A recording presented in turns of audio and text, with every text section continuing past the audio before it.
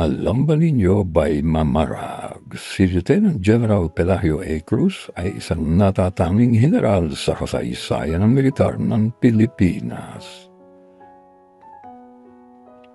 Ang pinakaunang opisyal mula sa Philippine Air Force na naitalagang Chief of Staff ng Armed Forces of the Philippines.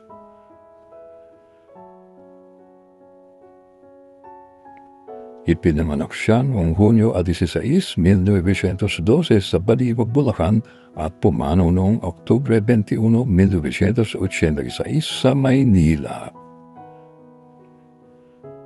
Kilala si Cruz sa kanyang tapang, talino at walang sawang dedikasyon sa serbisyo. Mula sa pagiging piloto, umangat siya sa pinakamataas na posisyon.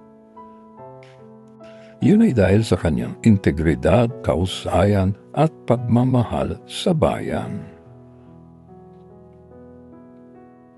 Ang kanyang maadong tagumpay at kababaang loob ang nagsilbing inspirasyon sa maraming kabataang opisyal. Nasa sipag at dangal, walang imposible sa serbisyo. Kilalanin natin si Lieutenant General Pelagio A. Cruz na mula sa hanay ng Philippine Air Force.